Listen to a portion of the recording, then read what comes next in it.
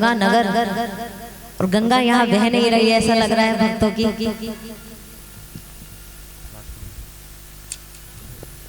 अब गंगा नगर है तो कथा में आके भी गोते लगाने चाहिए। आज से 7 दिन तक हम आपके बीच में कथा करेंगे। यूं मानो कथा हम क्या करेंगे, ठाकुर जी करवाएंगे साक्षात। ना वक्ता करने वाला होता है, ना श्रोता करवाने वाला होता है। कथा वही सुनता है और वही सुनाता है जिस पर मेरे बाबा की कृपा होती है।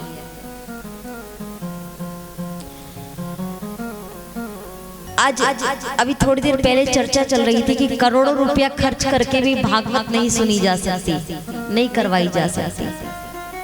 हमारे वेद पुराण के अंदर लिखा है कि जब घोर कलयुग आएगा तो कथाएं वेद पुराण लुप्त हो जाएंगे। अब बोलो महाराज लुप्त कैसे हो जाएंगे? किताबें परलोक सिधार जाएंगे क्या? जब कोई सुनने वाला नहीं होगा और करने वाला नहीं होगा तो वेद पुराण यहाँ रह के क्या करेंगे? अक्सर हमने देखा है कि कथाओं में हम आते हैं पर हमारा मन नहीं लगता। क्यों? टेंशन बहुत सारी है। यहाँ पर कथा सुननी है टेंशन फ्री होकर।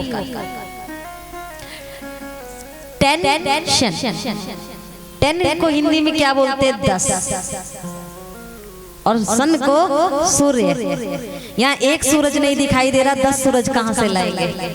इसलिए टेंशन फ्री होके बिल्कुल आराम से कथा सुनिएगा। क्यों? क्योंकि हमें भागवत जी में अपना मन लगाना है। अभी हमने आरती सुनी भागवत जी की, इसमें क्या सुना कि ये 5वां वेद निराला है। ये भागवत की कथा पापियों को तारती है। अब जैसे जैसे हम कथा में आगे बढ़ेंगे तो हम कथा में श्रवण करेंगे कि धुंधकारी से बड़ा कोई पापी नहीं था। भागवत कथा में धुंधकारी को तार दिया तो हम कौन है? हम तो उसकी अपेक्षा बहुत छोटे पापी होंगे। जितना बड़ा धुंधकारी पापी था उतने बड़े हम पापी नहीं है। तो ये भागवत जो है हमें तारने वाली है। और अगर महाराज पता चले कि नाव में बैठे हैं और नाव डूबने वाली है, नाव में पानी भरने वाला है, तो क्या करेंगे? नाव को किनारे लगाएंगे। ऐसे ही होता है ना, नाव को किनारे लगा दिया जाता है, भैया जल्दी से पार लगा दो, कहीं पता लगे हम डूब जाएं। तो डूबने से पहले मेरे गोविंद का हाथ पकड़ लो, और जो साक्षात ठाकुर जी के रूप में भागवत जी है, कभी डूबोगे नहीं। कितना भी बड़े से बड़ा पाप किया हो, भागवत जी का सहारा ले लेना, कभी डूबोगे नहीं। भागवत जो है वो ठाकुर जी का वांग्मय रूप है। इस कलयुग में हमें तारने वाली है भागवत जी। क्यों? क्योंकि अभी हमने सुना कि भागवत जी की कृपा से धुंधकारी तरह है, और हम क्यों नहीं तरेंगे? जब हम बाबा श्याम के चरणों में बैठकर कथा सुनेंगे तो हम क्यों नहीं तरेंगे? ये शरीर है ना, ये कपड़े के समान मानो। इससे गलती से कोई पाप हो जाए तो इसे धोबी घाट मत जाने देना, अर्थात यमलोक के पास मत जाने देना, यमलोक में मत जाने देना। कोशिश करना कि बाबा की इतनी सेवाएं करें, इतनी कथाएं सुने कि बाबा अपने चरणों में सदैव वास दे, ठाकुर जी की कृपा हो जाए। आइए कथा में प्रवेश करते हैं। हरि ओम स्वस्ति श्री गणेशाय नमः। हरि ओम स्वस्ति श्री कृष्ण चरण कमलेभ्याय नमः। हरि ओम चरण कमलेभ्याय नमः। हरि ओम स्वस्ति श्री सीताराम चरण कमलेभ्याय नमः। हरि ओम स्वस्ति श्री गुरु चरण कमलेभ्याय नमः। हरि ओम स्वस्ति श्री माता पिता चरण कमलेभ्याय नमः। हरि ओम स्वस्ति श्री सनातन चरण कमलेभ्याय नमः। जय जय श्री राधेश्याम। नमः पार्वती हर हर महादेव।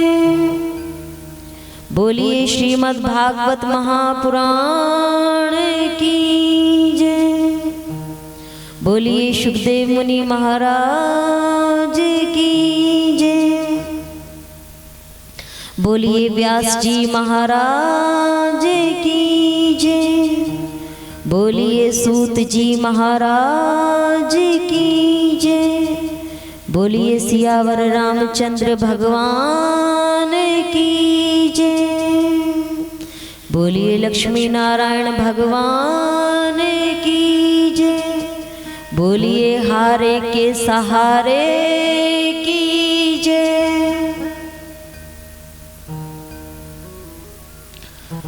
आइए प्रथम दिवस कथा का और ठाकुर जी की कृपा से आप और हम सब यहाँ पर कथा में विराजमान हुए हैं।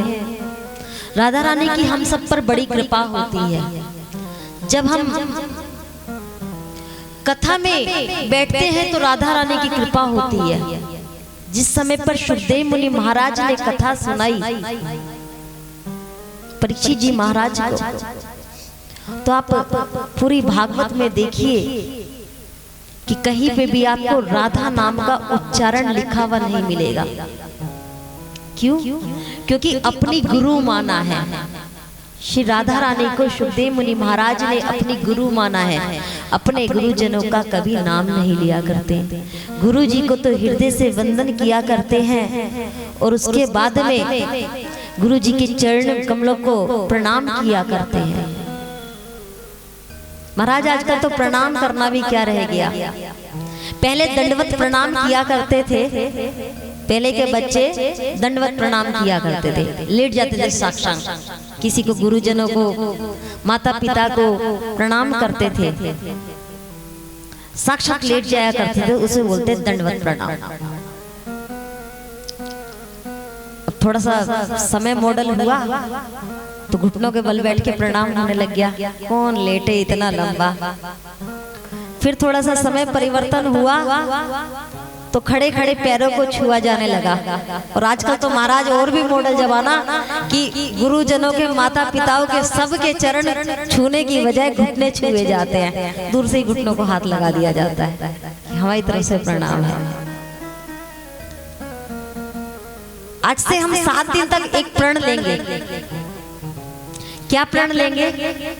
किसी का फोन आए, वैसे तो ये जीवन भर का प्रण होना चाहिए, पर 7 दिन तक का हम प्रण क्या लेंगे? किसी का फोन आए तो हेलो हाय छोड़ो और राधे राधे बोलो। राधे राधे बोलकर हम अपने जीवन की शुरुआत करेंगे। और अगर हमारी कथाएं अच्छी लगे तो जीवन में एक बात याद रखना कि किसी के कभी घुटने मत छूना, चरण छूकर प्रणाम करना। और अगर हम ऐसा ना कर पाए तो आने वाली पीढ़ी ऐसा ना हो कि घुटने से ऊपर सीधा माथा छूने लगे कि महाराज हमारी तरफ से ऐसे प्रणाम है आपको। आइए गुरु वंदना के साथ में कथा में प्रवेश करते हैं। छोटी सी गुरु वंदना।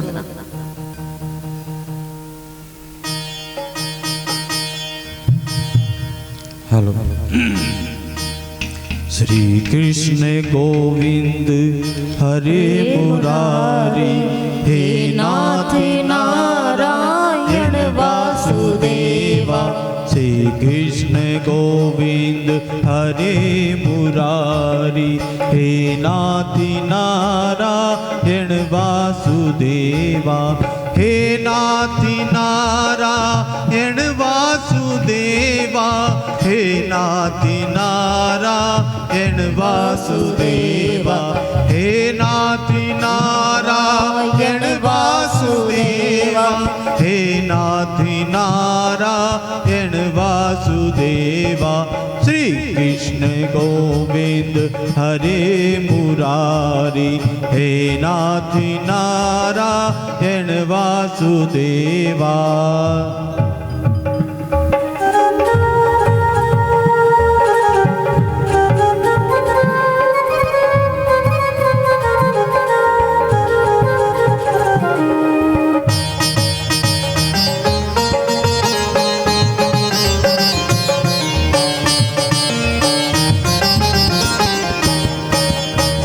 कृष्ण गोविंद हरे मुरारी, हे नाथी नारायण वासुदेवा। श्री कृष्ण गोविंद हरे मुरारी, हे नाथी नारायण वासुदेवा।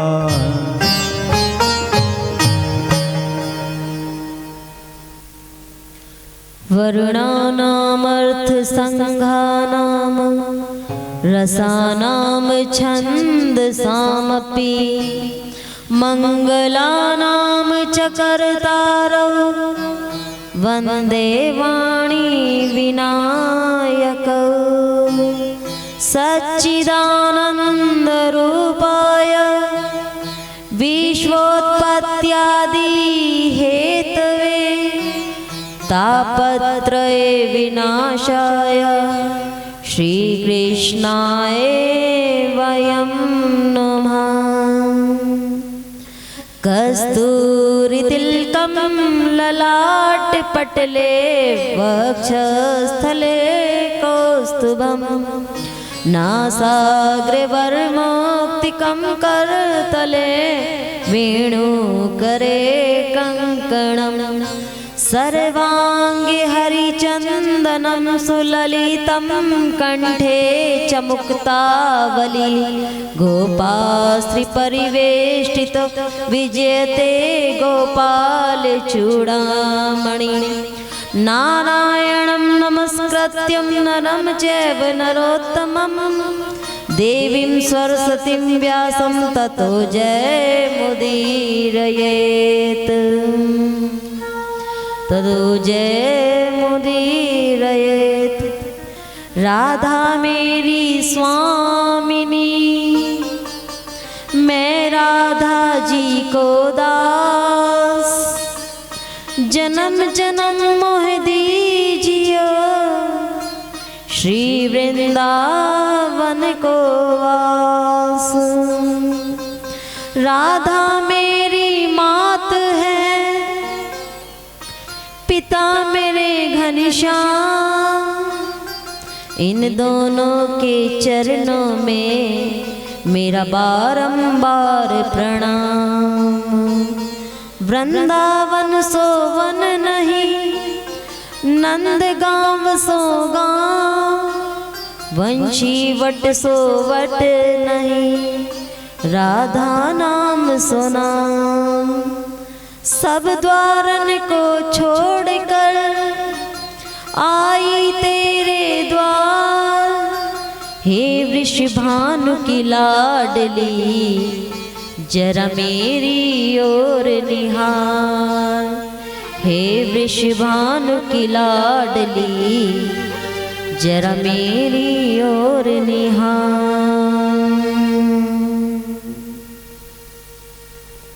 श्रीमद् भागवत कथा नाम बहुत छोटा सा लगता है, लेकिन आयोजन जो करवाता है ना, उसको पता होता है कि बेटा तेरा कल्याण होने वाला है, तेरी पीढ़ियां तेरे से खुश होने वाली है, तेरे पितृ तेरे से खुश होने वाले हैं। क्यों? क्योंकि भागवत क्या है? ये 5वां वेद है। 4 वेद जो ये हमारे वेद व्यास जी ने लिखे, ऋग्वेद, यजुर्वेद, सामवेद, अर्थवेद, उसके बाद 5वां वेद आता है श्रीमद् भागवत कथा का। ये सिंधु सागर को पार कराने वाली कथा है। जिसने कथा सुन ली ना, वो सिंधु सागर भी पार कर जाएगा कथा सुनने के पश्चात। ये जो कथा है, ये साक्षात ठाकुर जी का वांग्मय रूप है। आगे जब हम कथा सुनेंगे तो हमें पता चलेगा कि ठाकुर जी जब इस धराधाम को छोड़कर गए तो किस प्रकार भागवत जी में आकर विराजमान हुए। ये ठाकुर जी का वांग्मय रूप है। वेदा व्यास जी ने कथा लिखी और मानो एक ही श्लोक में पूरी भागवत लिख डाली। एक ही श्लोक में मानो पूरी भागवत लिखी है। श्लोक कौन सा है? सच्चिदानंद रूपाय विश्वोत्पत्त्यादि हेतवे तापत्रये विनाशाय श्री कृष्णाय वयं नमः। इस श्लोक का अर्थ क्या है? आप किसी भी व्यक्ति पर कब भरोसा करेंगे? जब आप उसके बारे में पूरा जान लेंगे। इसी प्रकार मेरे गोविंद का पूरा वर्णन इस श्लोक में है। सबसे पहले आप किसी से मिलते हैं तो क्या करते हैं? उसका नाम जानना चाहते हैं कि नहीं जानना चाहते? अच्छा, आप में से किस किस ने हमारा नाम जानना चाहा? बाहर लिखा है पोस्टर पर, साध्वी कृष्ण प्रिया तुलसी, श्रीधाम वृंदावन से। किसी व्यक्ति से हम मिलते हैं तो सबसे पहले क्या जानना चाहते हैं? उसका नाम। मेरे ठाकुर का नाम सबको पता है, लेकिन उनके नाम का अर्थ किसी को पता है क्या? सच्चिदानंद रूपाय, यानी कि परमात्मा जो है वो सत्य है, चित्त है और आनंद है। सत्य चित्त आनंद। अब इसका खंड करो, सच्चिदानंद का खंड करो, सत्य चित्त और आनंद। सत्य का अर्थ होता है सत्य। केवल परमात्मा सत्य है, बाकी सारे भोग विलास पूरी दुनिया असत्य है। केवल परमात्मा सत्य है, उसके अलावा दूसरा कुछ सत्य नहीं है। चित्त का अर्थ होता है प्रकाश। हमारे जीवन में जितने भी प्रकाश है ये सब ठाकुर की कृपा से है। और आनंद, आनंद तो प्रभु के नाम में है। थोड़ी देर पहले यहाँ भी बरस रहा था प्रभु के नाम का आनंद। अगर मैं कहूं आपसे कि जो भगवान का नाम है सच्चित आनंद, इसमें से सत्य हटा दो, चितानंद रहो, चितानंद रहने दो भगवान का नाम। अगर जीवन में से सत्य हट गया तो जीवन में कुछ बचा क्या? कुछ नहीं बचा। अगर मैं कहूं कि भगवान के नाम से चित्त हटा दो तो कुछ बचेगा क्या? सारे में अंधकार छा जाएगा, क्योंकि परमात्मा प्रकाश है, प्रकाश स्वरूप है, पूरी दुनिया को प्रकाश प्रदान करता है।